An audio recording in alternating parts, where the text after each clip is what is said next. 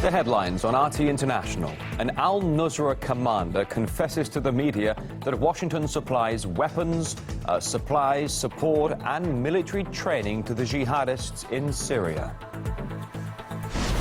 There's no doubt now that Russia has used cyber attacks against all kinds of organizations in our country. I don't think anybody knows it was Russia that broke into the DNC. She's saying Russia, Russia, Russia. Hillary Clinton plays the Russian card to attack Donald Trump in their first presidential debate, throwing accusations at Russian hackers and Vladimir Putin over the Democratic Party leaks yet again.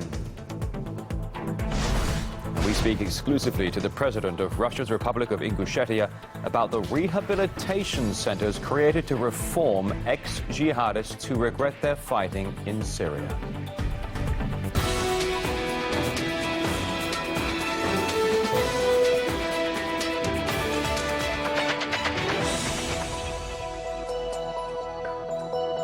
All right, just turning midday here in Moscow. You're watching RT International, and first, this news just in. A suicide blast has targeted Baghdad's eastern district of El Hadida. Officials report about at least 9 people have been killed, 30 thought to be wounded. The suicide bomber attacked a commercial zone in the city.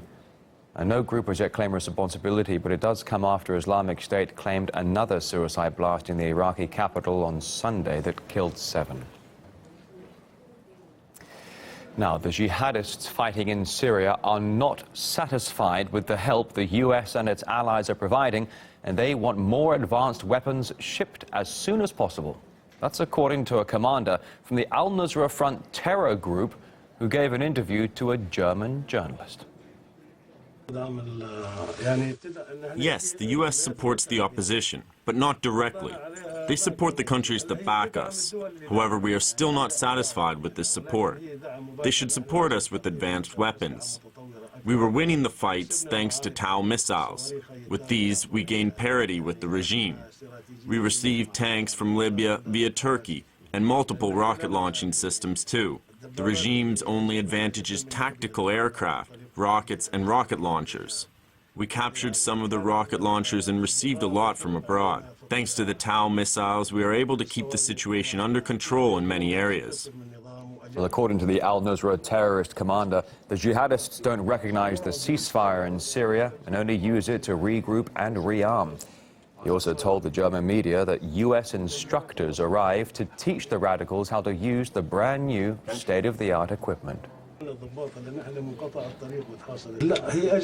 We got the missiles directly. They were delivered to a certain group. When the road was closed and was encircled, we had officers from Turkey, Qatar, Saudi Arabia, Israel, and the U.S. here. Doing what? They were experts on how to use satellites, missiles, reconnaissance operations, and thermal observation cameras. Also American advisors? Yes, there were experts from many countries. Also American? Yes. Well, concerns over U.S. allegiances in Syria have also been voiced by the Russian Foreign Minister, Sergei Lavrov. He says the coalition is not targeting Al-Nusra terrorists, despite Washington's assurances to the contrary. It's odd, but the US-led coalition targets only ISIL in Syria, but not Jabhat al-Nusra.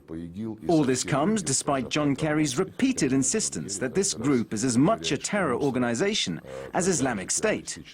RT's Guy Chichikan asked the State Department directly about the weapon supplies to Al-Nusra and received a rather wordy, pretty unclear response. It hinted that the US doesn't stop allies supporting terror groups.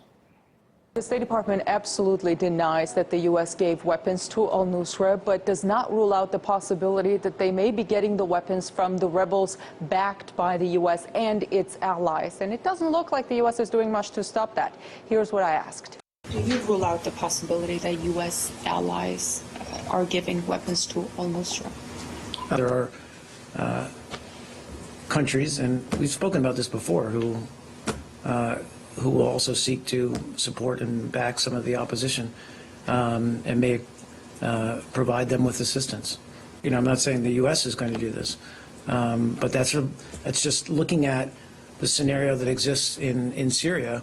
If the regime does pursue a military strategy, and if the ISSG falls apart, and that could happen. That's a possible scenario. Weapons given to opposition ending up in the hands of Al-Qaeda in Syria should not be surprising, considering how intertwined some of the groups are. In fact, just when the U.S. and Russia brokered a ceasefire deal earlier in September, the second largest rebel group in Syria, Ahrar al-Sham, openly stated that they were not going to separate from Al-Nusra. The U.S. has so far avoided targeting Al-Nusra, even though they are Al-Qaeda. I asked about it.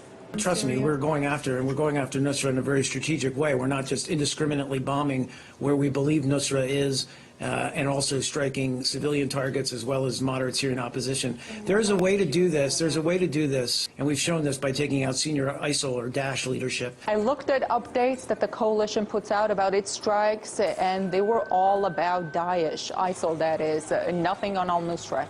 The State Department says they don't want to strike moderate rebels along with Al-Nusra, but acknowledges that the U.S. has been unable to separate them.